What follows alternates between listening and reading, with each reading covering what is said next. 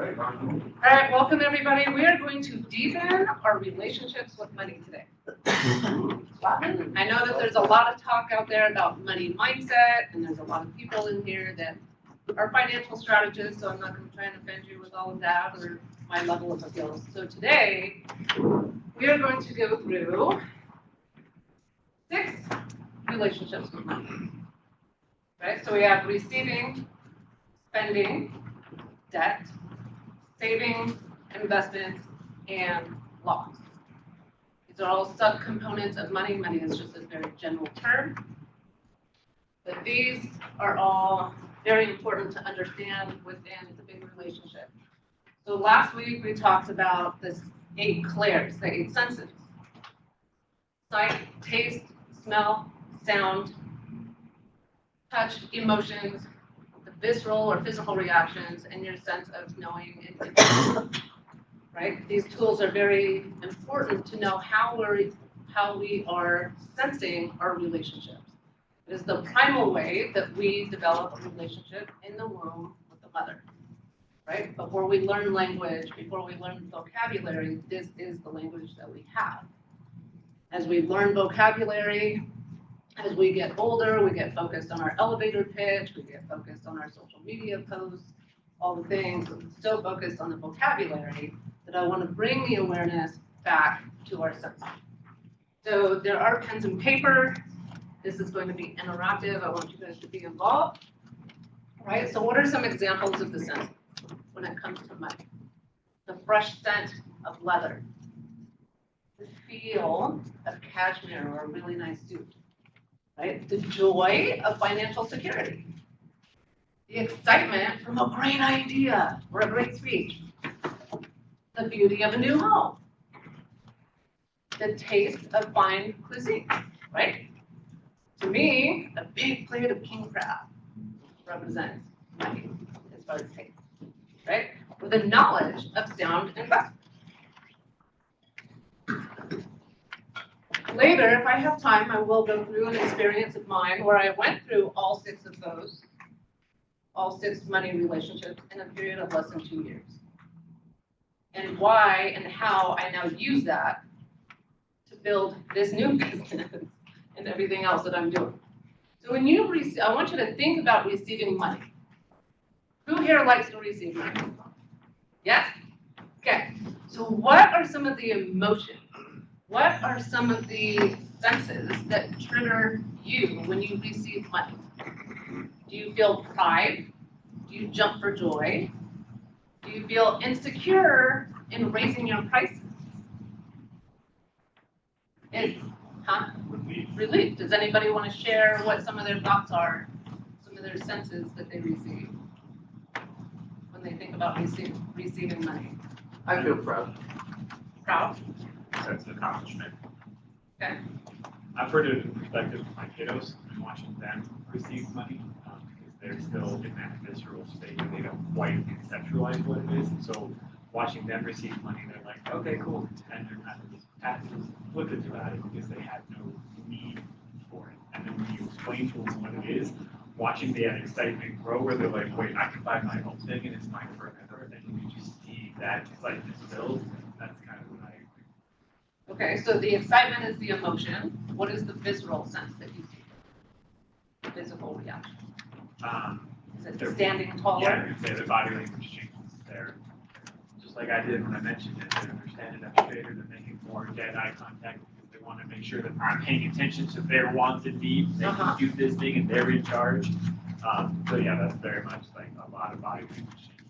Yes, and that's a great example because as we deal with clients, business partners, we want to see how they are receiving, how they are responding to receiving money as well, right? How they are responding to getting their insurance claim check or building their credit, right, Ken? Yeah. Okay, so are you in your comfort zone with it? The next one is spending. There's a lot of people that have issues with spending money, right? There's, oh, I'm afraid to spend money because I don't want to go into debt, right? So where is your comfort level? Are you feeling pressured to make that particular purchase? Is there a trauma that's blocking you from having a healthy relationship with spending? I've had 2 bankruptcies in 1 year. I've had issues, I've had that trauma related to spending money. Right? All of these things play a role in our relationship. So I want you to write down or think of some initial thoughts on what your senses are when it comes to spending money. And if there's anybody that would like to share. I'll share. Okay. So it's interesting because I was looking up there, and one thing I didn't see up there was the opposite of those, which is the overspender. That will be next. Oh, it is next? Okay. Well, then I don't want to share. Anybody else want to share? Kent? Charlie? Go ahead. Good idea. Go ahead. You had his hand up first. Sorry. Gives me a sense of restriction, like insecurity. Okay. And where does that stem from? Lack. Lack of. Okay. So insecurity. Charlie, you had your hand up. Yeah, when you look at spending as a business owner, it's cool to see, like, if I spend $100, what could this make me on a monthly basis? So if you're spending it to create leverage, that could be a good thing. Yes, that's a great thought process. What is the sense around that? What is the visceral sense? What is the taste or the smell or the sight around that? Or cha-ching. The sound of cha-ching? Okay. Kent, did you have your hand up? Well, I was just typing, it's empowering to have money to invest back in, or to have freedom to take a trip or whatever. So it's empowering. I see it in the credit world all the time, because when people raise their scores, they start to understand that they're leveraging a lot of different things. And it really is empowering for people to get to those places, reach those goals, and generate income based on the fact that they take care of their credit, number one. The other one too in the housing market is the ability to look at houses and feel like you're empowered enough to get that house, right? The one you want, right? And you're in a position to do it. Right, which creates a heart pounding, right? That's the visceral reaction, the heart pounding, the clammy hands, all of that kind of fun stuff. So the next one is debt. You can spend money and not go into debt. So that's why I separated them, right? What are your emotions around debt?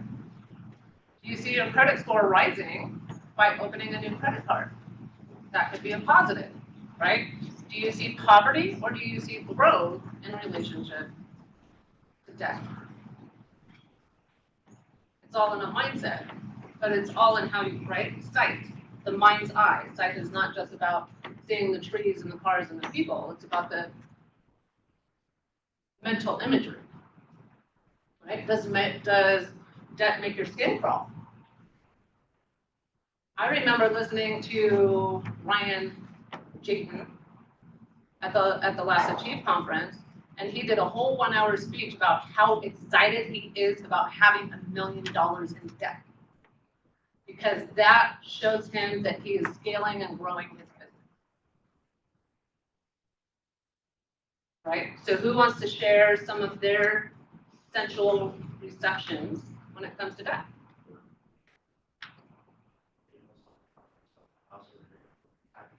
My wife. Make sure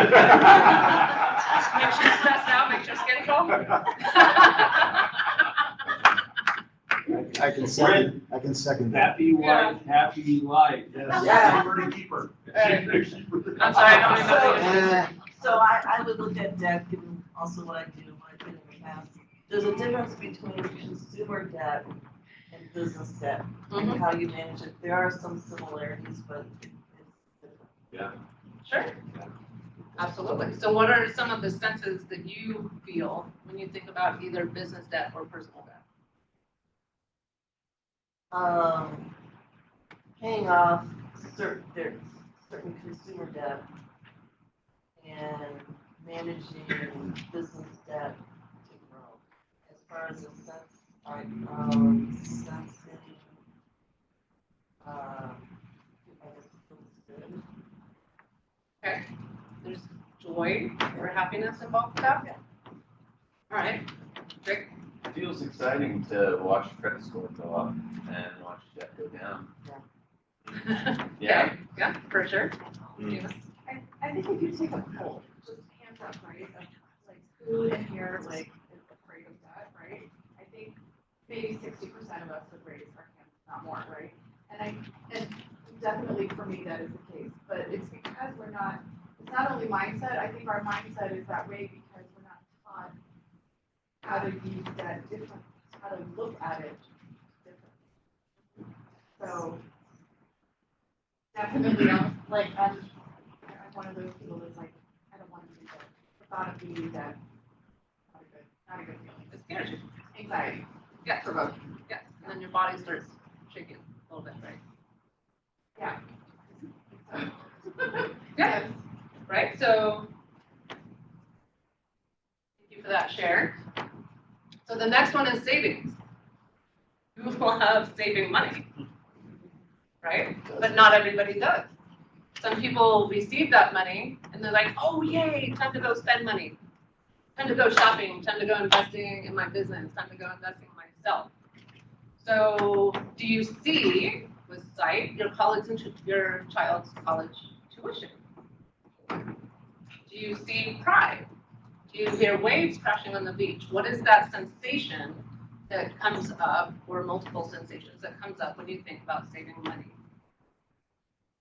BK's smiling, so that's a good visceral reaction to saving money. Safety. Safety, I love it. Okay. Anybody else want to share? Feeling of freedom. I was gonna say ability. Ability, like that one, okay. Savings is different than investing. You can have money in the bank, but there's a whole nother emotional level or sensational level when you go to invest. Wouldn't you agree with your clients? Right? You could be scared. There could be market volatility, the uneducation, right? So whose guidance, in the sense of hearing, whose guidance are you listening to? Do you have a particular taste in investing that represents your personality? Be it crypto, environmental sustainability, like what are you investing in that represents your personality? Is it making an impact on the environment? That's your sense of smell, right? So what are some of the senses that you guys are getting when you think of investing? What taste, what smell, what sight comes up for you? I have a sense of responsibility, I feel like, Okay. to invest into my future, and to enjoy retirement. I mean, I always say we weren't put on here to work our entire lives, so, you know, that's when the fun happens, is when you get to retire for most of us. So the sooner to get to that point, the better. Sure. Anybody else? I get a feeling of hope Oh, because in my brain, whatever I'm investing in, the reason why I'm investing in it is because there's a potential for a large return, whether that's my IRA investment, whether that's a crypto investment, whatever it is, I'm expecting a gain. I'm expecting a bigger return back. Very different than savings. Savings is there for an emergency. Investment is there to grow it. absolutely. For me, it's pride, unique situation. My son's 20 and he's really smart and he's gotten into crypto. And give him money and just feel I'm not even worried about it because I know he's going to steward it well, and it's just pride that that's my boy. Yes, I love it. So all three of you guys mentioned emotions. So I want to challenge somebody in this room to come up with a taste, smell, or sight that represents investment for them.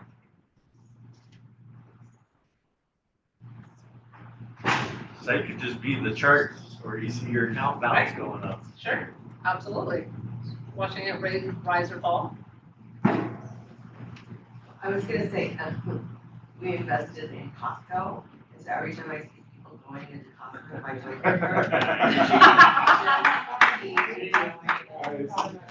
I love that. All right. But I do want to point, so like as a child, I wasn't raised with money, and I think probably a couple other people as well. So investment to me meant that you were wealthy, right? So Okay. at the age of 12, to see or to hear that somebody was gonna invest in the stock market meant wealth. And how did that feel? So unattainable. And so, Okay. I'm from Omaha, I don't know if anybody knows there's a wealthy person in Omaha. But so when my husband, we got a small inheritance, but I said, can we please just buy Berkshire Hathaway? Like, just a small amount of Berkshire, because I will know that I have made, right? But it's never enough. It's never, now I want. So I think it's always that, once I'm there, am I gonna attain more? That's all I just wanted to. I love that. Thank you for sharing. So Rich should buy stock in Amazon, so every time the car comes up, it's like, cha-ching. Every time your truck goes in front of Britt's house, cha-ching for you. All right, and then the big one is loss. Who has ever experienced a financial loss? Right? Bankruptcy, your clients, I'm sure, experience it all the time. All the time. Yep, I had a fire in my rental house while I was in Israel. That's the story that I'll get to. So when you have a financial loss, do you go into a panic? Does your body tremble? Do you have a sense of not knowing the future and uncertainty? Right? Who is your voice of reason? Who are you going to listen to? For me, it was my dad. He was a contractor, and he was able to just always talk me off a ledge, right? Or are you going to allow it to have a bad taste in your mouth that you can't move forward, that you can't develop healthier relationships with money once you get past the loss? So what are some of the sensations that you guys are experiencing as we talk about or think about financial loss? As soon as that slide came up and you asked, my mind immediately went to the situation where I experienced the loss. And even right now, I'm feeling a tightness in my stomach. I don't have that loss anymore. I'm back into a financially stable, but thinking about that time when I lost the money is literally tightening up my stomach. Okay, that's a good visceral sense. Yeah, it's a sinking feeling like a sadness. Okay. Regina? Trauma. Literally feel trauma. From just the thought of that. Person? Trauma? Just the trauma. Oh, trauma. I heard. I actually heard that in the very, that's what I thought first, and then I heard it the second time, it's like, oh, okay, I didn't no. hear that. Let me digest it, Trump. What's that mean? Fred, what are some of the sensations, because you have clients that deal with this all the I time. live in this world. Yes. So I'm more empathy for it. You gotta talk people through the situation. Never in a position. Take your money, and you need it back, you get bought from the companies that don't want to give it to you. And you're experiencing everything that everybody else said. Yet you have one advocate to talk to try to walk you off the ledge, right? Mhm. Well, that's kind of where I live. So does that empathy lead to a drive to want to help them even more? 100%. Kent? Yeah, same thing, just trying to help people recover from it a lot, like Kurt's talking about. Figure out how to get back in a position where they can have choices. So what are the visceral reactions? What are the senses that you feel when you have a client in front of you that has dealt with the loss? Oh, it's not And now they're bad. coming to you for No, help. yeah, just wants to find a way to get them back out of the hole. I'll give an example later on, but, yeah, just a ton of empathy for that. I'd say for me, two things. A few years ago, I had a situation where I literally didn't have enough money saved up to pay taxes.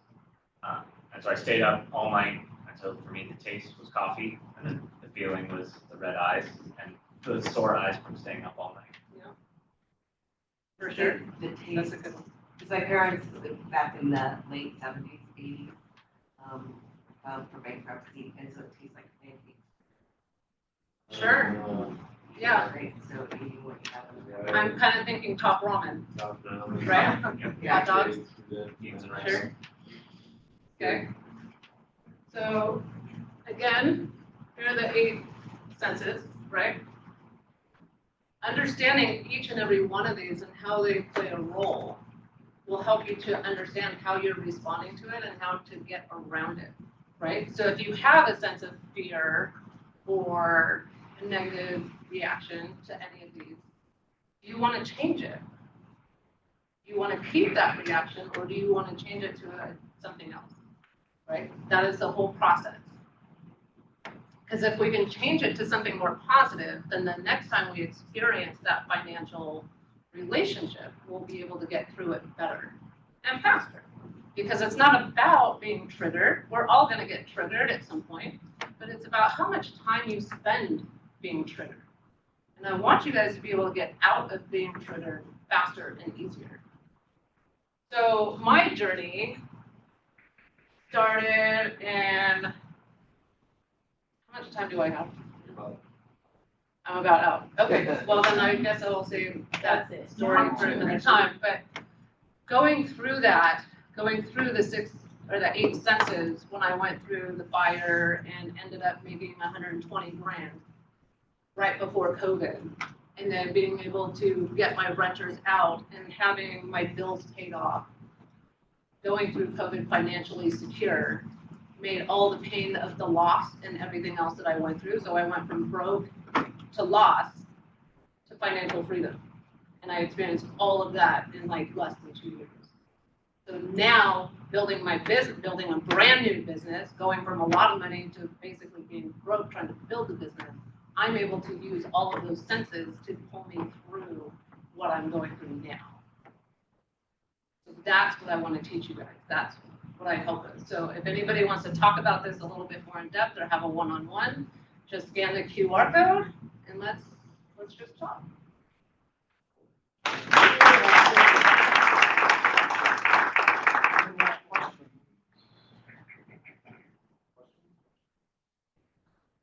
State, big pat on the back. Many networking groups, presentations over the years. That was absolutely not the best